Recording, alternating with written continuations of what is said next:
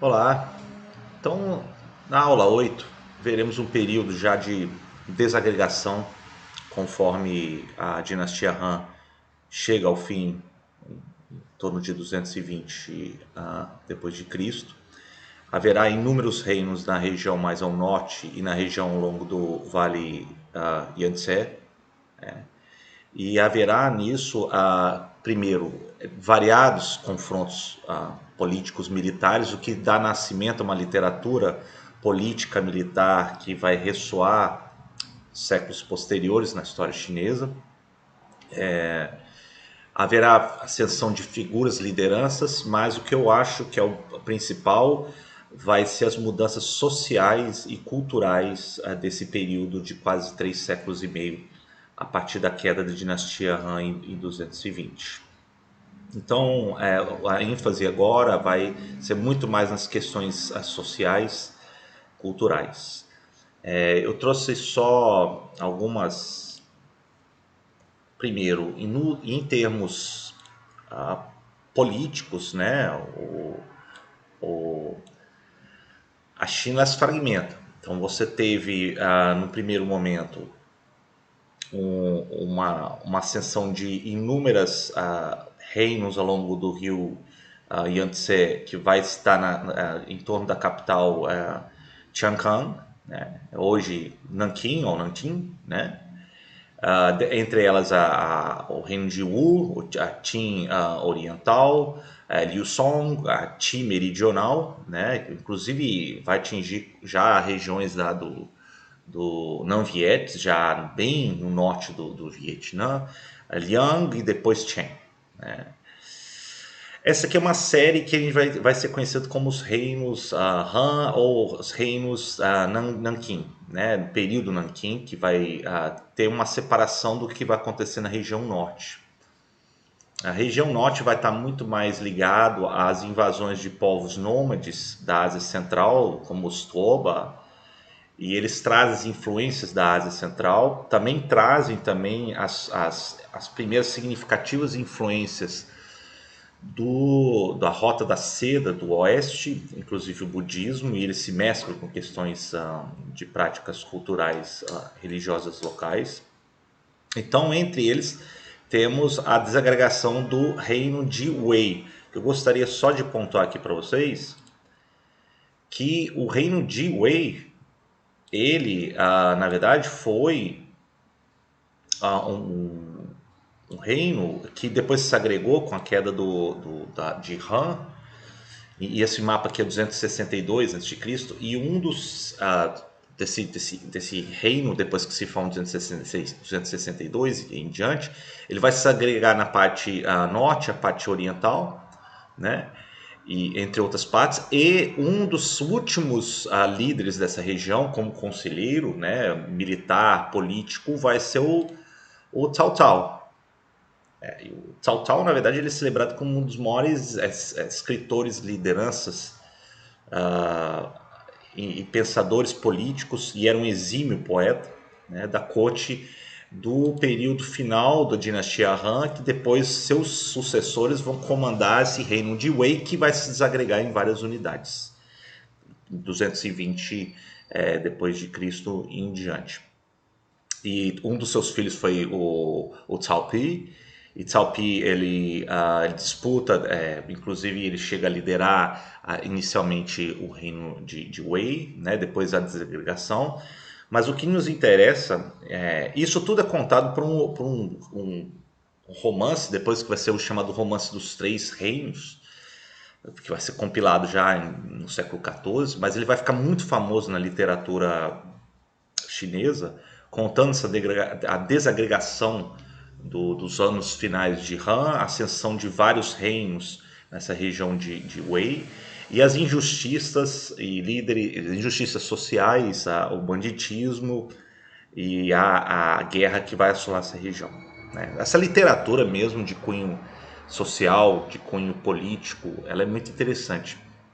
E até hoje é um dos livros mais lidos, inclusive Mao Tse Tung, ele adorava esse livro como cabeceira já no século XX, justamente por retratar as questões de desigualdade social e a necessidade de ter alguma justiça nesses termos, né? Dos filhos de Cao Cao, na verdade, um outro vai surgir que eu vou falar que vai ser o Cao Tzu. O Cao Tzu, ele na verdade, ele vai ser um dos maiores poetas da literatura chinesa. Ele vai retratar também esse período de desagregação, de injustiças e angústia, né, que se torna uma expressão até mais individual desse período de desagregação da história chinesa. Então no norte o Wei ele vai se desagregar depois, né, eventualmente no século IV e V em diante, com o Wei Norte na capital em Luoyang, né? E Luoyang depois vai concentrar as várias realizações culturais no norte da China, em contraste com Nanquim. A Wei Oriental que vai ficar em Anyang, né? E o Wei Ocidental que vai ficar em Xiang, né? O reino de Beiti e Beichou também vai suceder. Então haverá inúmeros outros reinos além desses nesse período considerado.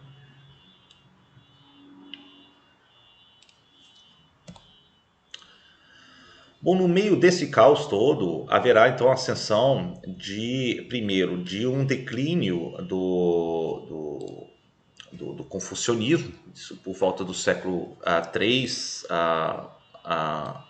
depois de Cristo, né? Mesmo porque era o que sustentava a ideologia do Estado, da burocracia, né? E vai haver cada vez mais posições críticas com relação ao confucionismo, né? Haverá aqueles que vão tentar ainda seguir com a insistência nas medidas duras do legalismo.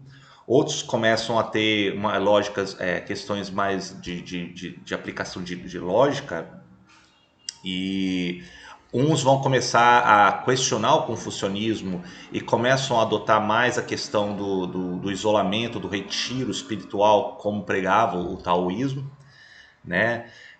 Mas o fato é que haverá muitas escolas e vai haver um período até fértil de repensar como que o confucionismo deveria agir, né?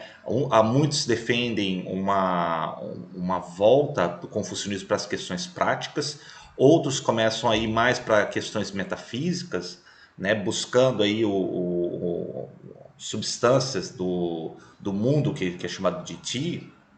Outros buscam entender as questões das mudanças do tempo, que é o princípio do Yong, né? Tudo isso vai reger as mudanças no grande campo do confucionismo que se baseia nessa época, né? O taoísmo ascende nesse período.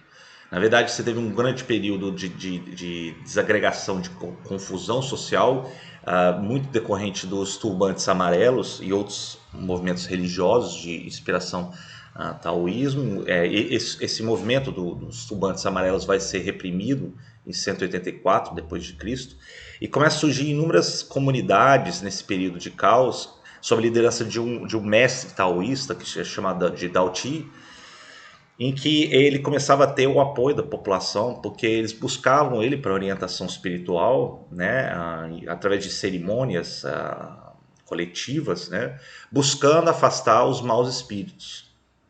E esses maus espíritos que eram os responsáveis, vistos como responsáveis pelas doenças, pelas as desgraças. Então, lideranças comunitárias em torno desse mestre de Dao Ti, eles começam a ascender durante esse período. Existe inclusive já o prestígio de algumas comunidades e templos taoístas. Famílias nobres inclusive mandam seus filhos para estudar nesses templos, nesses retiros taoístas, né? E o que eu acho interessante é o fato de que no taoísmo, é justamente no taoísmo que, eu volto aqui, começa a ter avanços notáveis no campo do conhecimento. Porque os taoístas eles se concentram muito na investigação da natureza, da ordem cósmica, da questão do equilíbrio, e através dessa prática de investigação, quase que de alquimia, que começa a ter avanço considerável, um avanço da botânica, no questão da química. E isso vai proporcionar depois uma plataforma de inovações e vai ser reunido livros para investigar como que essas substâncias agem no equilíbrio, para restabelecer o equilíbrio do corpo. Né? Então há uma investigação da questão do yin yang, dos princípios do equilíbrio da natureza e do corpo, né? Isso já no século III em diante. Os compêndios médicos, eles receitam então essas determinadas receitas de ervas medicinais, né, para justamente buscar o equilíbrio do corpo humano. Então há um avanço significativo na área do conhecimento, na medicina, na observação astronômica, isso já tinha vindo já de séculos anteriores, também na capacidade do carvão como meio de combustível para aquecimento, né? Então tudo isso vai ter um período bastante fértil de inovações do conhecimento na China do período, né? O budismo também ele tem a grande popularização já no final no século IV em diante, né? Primeiro com o caos, com a queda da dinastia Han, depois a desagregação do reino de Wei e vários reinos ao longo do rio Yangtze. Entra aí por peregrinos e comerciantes vindos da Rota da Seda ou até alguns vindos do sul, que são budistas mahāyanos, isso eu expliquei nas aulas anteriores, né? Esse budismo mahayano, ele começa a se infiltrar através de templos, de retiros espirituais, né? Tal, um pouco parecido com o taoísmo, muito popular principalmente no norte, nos reinos do norte da China, né? E ele começa a se misturar com questões locais, esse budismo, né? O budismo, na verdade, ele permite com que as pessoas ganhem, busquem uma maior independência, autonomia espiritual frente ao caos da sociedade da época, a descrença com relação à ideologia do confucionismo, que está permeado ainda no Estado, na estrutura do Estado que sobrava, né? Muitos fugiam então para esses mosteiros, né? E também os mosteiros eram um local de buscar certo conforto e ordem e segurança diante do caos, né? E o budismo que floresce aí é um budismo que vem de fora, mas ele vai adaptando coisas chinesas. E um deles vai ser a adoração, primeiro, de entidades. Essas entidades populares, seres populares, ela é incorporado, ressignificado no budismo chinês. Ou seja, em forma de seres iluminados, os bodhisattvas, né? Isso tudo vai começar então a demonstrar o budismo como uma força mais popular na China. Enfatizando que o budismo ele teve uma aceitação maior no norte da China, né? Você tem aqui, por exemplo, em Luoyang, desde o 68 depois de Cristo, você tem esse templo que é considerado o templo do cavalo branco, devido até uma estátua aqui de um cavalo branco na entrada, que dizem que é aí que começou o budismo e é muito visitado na China esse templo, né? E tudo isso então vai retratar então um florescimento de uma cultura, de uma ideologia que estava em transformação. Só enfatizar que o budismo ele veio no norte, ele começou a se propagar no norte, começou a ter uma popularidade entre os regentes das famílias nobres, e as famílias nobres, elas pela desagregação do Estado centralizado, começam a surgir famílias nobres muito poderosas pela China. Eu só não vou utilizar o vocábulo que eu não concordo de famílias feudais, porque não é uma estrutura igual à da Europa, do período medieval feudal, né? Na verdade, são grandes famílias que têm seu poder, mas não é uma estrutura parecida com o feudalismo europeu. Então, novamente, aviso, tomem cuidado ao usar esses termos. E o budismo no norte, ele ganha contornos, ele estabelece muito mais cedo do que os reinos mais ao sul, ao longo do rio Yangtze, né?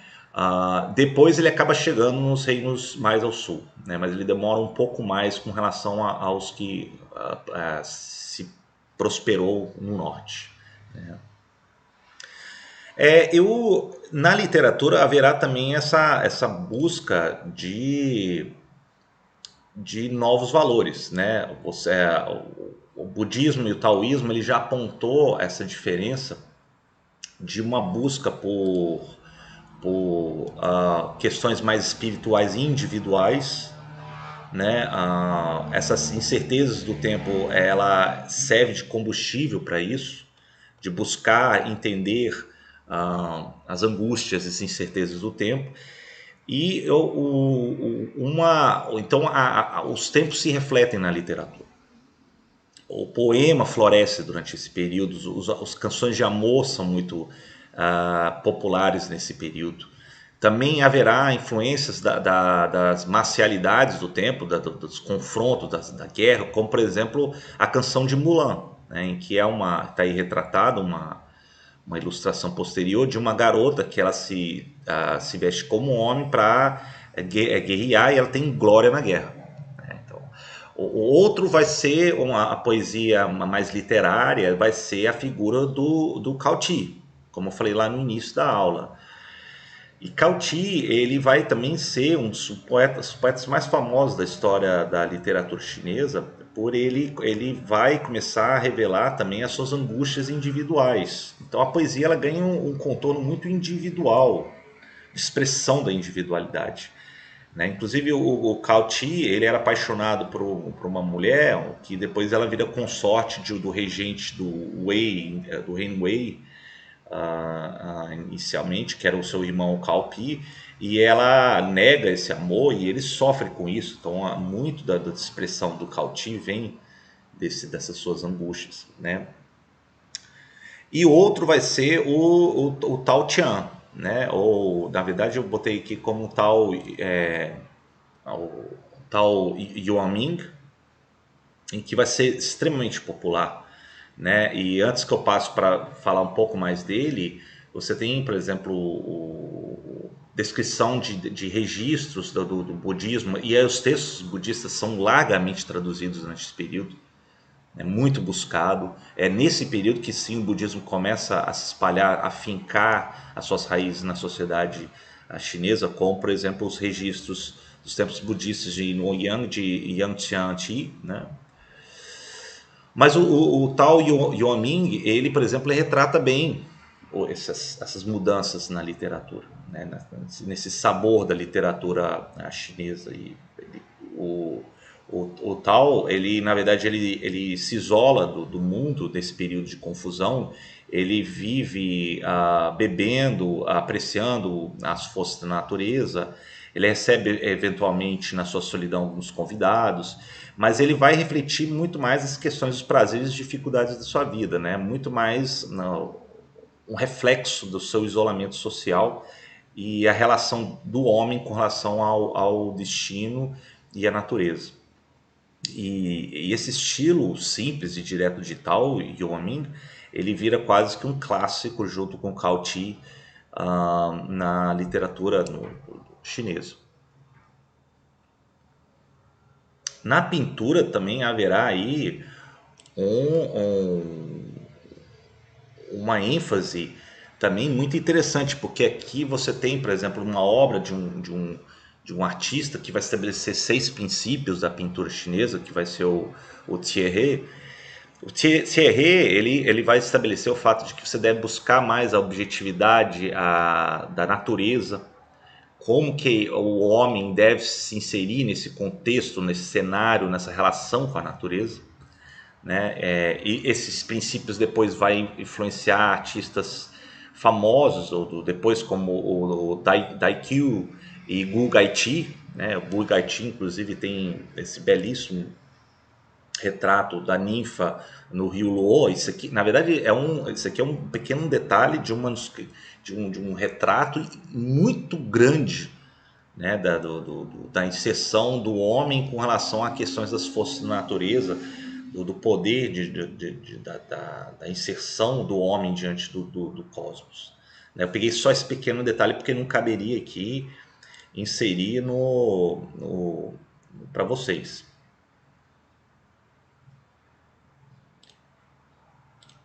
E E na arquitetura também temos essas mudanças, né? Tanto Luoyang no norte como Nanjing começa a ter construções de cunho mais de mosteiros e templos, revelando, na verdade, mais a proeminência dessas instituições nas cidades, nesse caso, em duas capitais, né?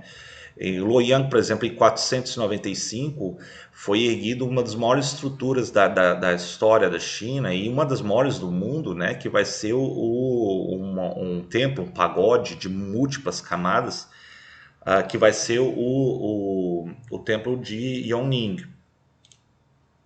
E o templo de Yongning consta que, claro, não existe mais, mas tinha junto com as suas parte norte ali, você tem aí quase que 147 metros de altura, né? Então, isso tudo vai revelar, primeiro,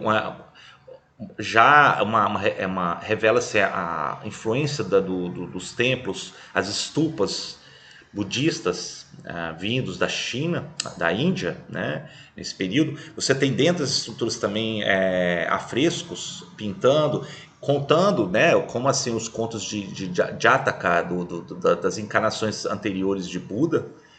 Então são afrescos educativos para as pessoas. Quando entravam, elas olhavam as várias encarnações anteriores de Buda e os contos dos feitos das várias reencarnações de Buda para fins tão pedagógicos, no sentido de que, olha, estamos inseridos num período de ciclos de renascimento e de questões kármicas.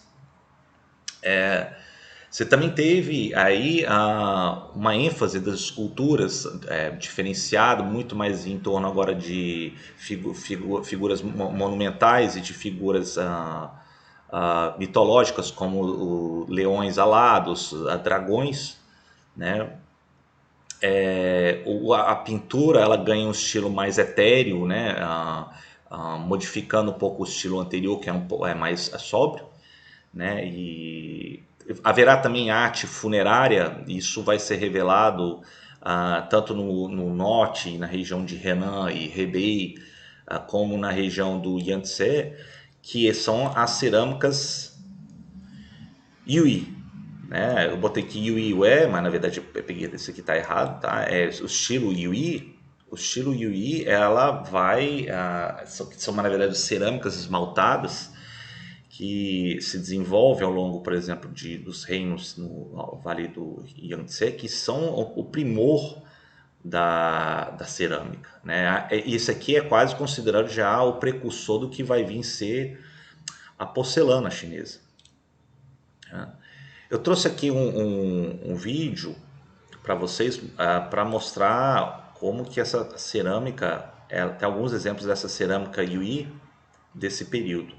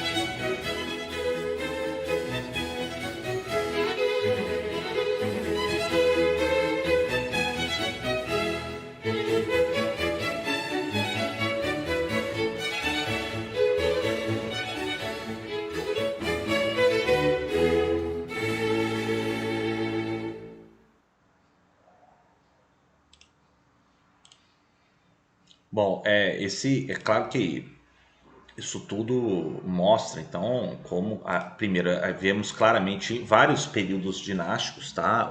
Essa pintura, esse estilo de cerâmica Yui, esse Yui depois vai ter várias adaptações. Percebam que vocês o seguinte, que foi uma cerâmica, ela tinha muitas vezes uma cor meio esverdeada, ela tinha as figuras que eram ali, que apareciam nas cerâmicas, de autoria ou da região onde era fabricada, e seres mitológicos que habitam o universo chinês, né?